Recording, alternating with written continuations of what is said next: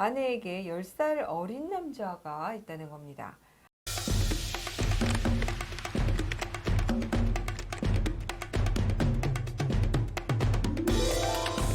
안녕하세요. 양소영 변호사의 상담소 양담사에 오신 걸 환영합니다.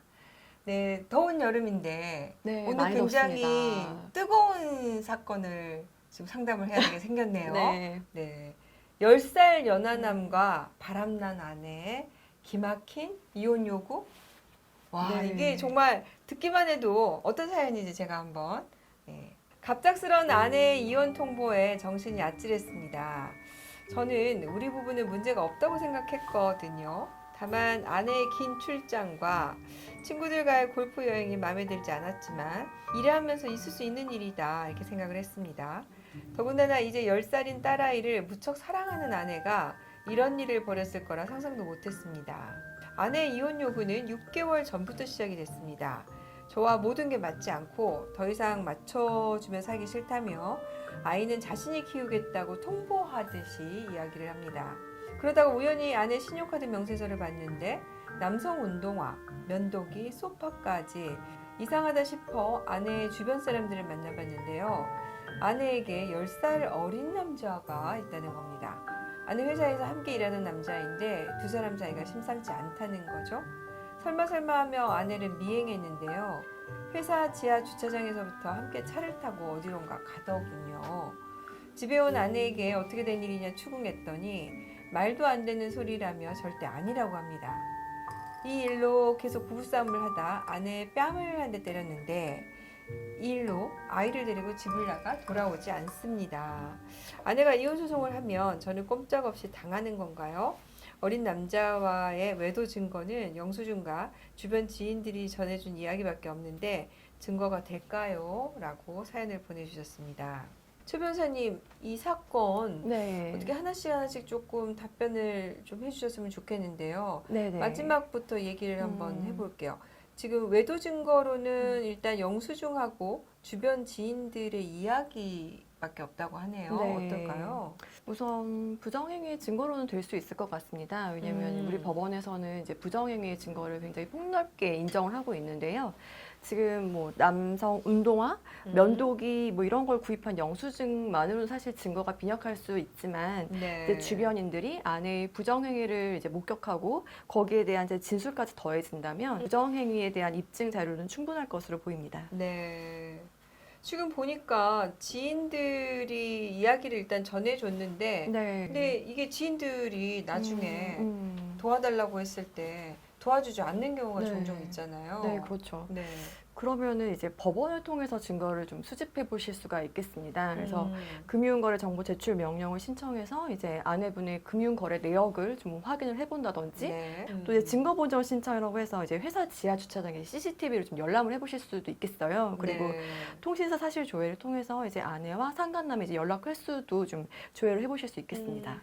최근에 이제 아주 좋은 대법원 판결이 나왔는데 그동안에 이제 통화 내역을 조회를 하려고 하면 통신사에서 사생활 보호를 네. 이유로 해서 그동안에는 이제 통신 내역을 보내오지 않았는데 이제는 이 부분에 대해서 문서 제출 명령에 의해서 통신사가 제출을 해야 된다라고 대법원 판례가 나왔습니다. 네. 물론 이제 뭐 무작위로 너무 많이 이렇게 음. 개인의 다른 사람의 사생활을 침해하는 범위 내에서까지 회신을 하는 것은 아니지만 최소한 이제 이혼 사건에 있어서 필요한 정도 부정행위를 입증하는 정도의 내역에 대해서는 통신사가 거절할 수 없도록 대법원 판례가 나왔기 때문에 이 부분 이제 도움이 좀 될 것 같아요. 네. 아마 이 정도 내용이면 특히 이제 남성 운동화, 면도기, 소파까지 이걸 직장 상사가 남자 직원에게 사줍니까? 그렇죠. 그거 어떻게 설명하겠어요, 네. 그죠? 그런 부분이 있어서 아마 우리 최 변호사님 말씀하신 것처럼 이 정도의 내용이라면 부정행위로 볼 수 있지 않을까 그런 생각이 드네요. 네. 근데 지금 아내가 이혼 청구를 한다면 어떻게 될까요?를 물으시는 거 보니까 본인은 지금 아직 이혼에 대해서 안 하고 어떻게 될지 싶으신 것 같아요. 네. 안 하고 싶으신 것 같아요. 어떨까요? 우선 이제 아내분은 부정행위를 저지른 유책 배우자에 해당하시는데요. 음. 이제 대법원에서는 유책 배우자의 이혼 청구의 경우에 좀 예외적인 경우에만 이걸 인용을 해주고 있습니다. 그래서 어떤 경우가 예외적인가 하니 이제 유책성을 상쇄할 정도로 상대방 배우자와 자녀에 대해서 보호를 하고 또 배려를 했을 것이거나 아니면 좀 세월이 경과해서 이제 정신적인 고통이 좀 약화되었을 때 이런 예외적인 경우에만 이제 유책 배우자의 이혼 청구를 인용해주고 있는데요. 이제 우리 사연 같은 경우에는 사실 이런 예외적인 사유에 해당되지 않기 때문에 네. 이제 아내의 이혼 청구는 이용되기 어려울 것 같고 이제 아내의 이혼 청구 성립하지 않으니까 이 부분에 대해서는 염려하지 않으셔도 될 것 같습니다. 이제 부부 싸움을 하다가 지금 부인의 뺨을 한 대 때린 부분이 나와요. 이게 이제 불리하게 작용하지 않을까 걱정하시는 것 같습니다. 네. 어떻습니까? 우선 이제 아내의 뺨을 때린 일이 이제 민법 840조 3호 이제 배우자로부터 심히 부당한 대우를 받았을 때 해당하는지를 한번 검토를 해보아야 될 것 같은데요. 그러니까 이제 배우자의 부정행위와 그 다음에 네. 뺨을 때린 이 유책이 뭐 동등하게 되느냐 이걸 따져봐야 된다는 네, 건가요? 맞습니다. 그래서 이 경우에는 이제 남편의 폭행이 일회적이고 이제 그 원인이 아내의 부정행위 때문이었다면 그 원인을 좀 참작 사유로 볼 수 있을 것 같은데요. 그래서 이 경우에는 민법 840조 3항에 이제 배우자로부터 부당한 대우를 받았다고 보기는 좀 어려울 것 같습니다. 그러니까 당장 이혼 소송을 제기를 해온다 배우자가 하면은 이제 이 뺨을 때린 것 때문에 나도 유책 배우자가 돼서 이혼이 되는 것은 막을 수 있다 네. 이런 부분인데요. 네. 지금 이제 부인이 일단은 이걸 이유로 해서 아이를 데리고 집을 나갔어요. 근데 이제 이게 좀 장기화되는 경우에는 어떨까요? 아무래도 이혼에 더 가까워질 수도 있겠죠. 네. 하지만 이제 이 남편이 이혼을 원하지 않았을 경우에는 이제 아내분의 유책 배우자라는 거를 좀 강조를 하면서 이혼을 기각을 하는 쪽으로 방어를 하셔야 될 것 같고 비록 아내가 이제 부정행위를 했지만 나는 이 가정을 유지하고 싶다라는 의사를 좀 재판부에 좀 정확하게 많이 표현을 하셔서 방어를 하시면 아내의 네. 이혼 청구를 좀 막을 수 있을 것 같습니다.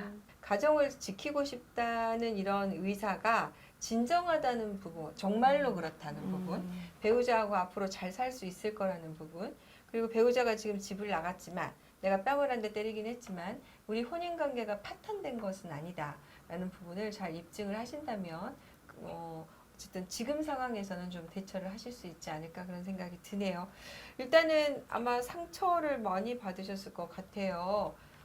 그래도 아이를 위해서 배우자를 좀 이해하려고 노력하겠다라고 결심을 하신 것 같으니까 잘 대처하셨으면 좋겠고요. 이 가정을 유지하기로 결심을 하셨다면 이 외도와 관련한 부분들을 어떻게 잘 헤쳐나가고 잊어버리고 새로 두 사람과의 관계를 만들어갈 수 있는지에 좀 집중을 하시면 어떨까 하는 생각이 드네요. 자, 오늘 상담 여기서 저희가 마무리해 보도록 하겠습니다. 오늘 상담 마음에 드셨다면 좋아요, 구독 부탁드리겠습니다. 감사합니다.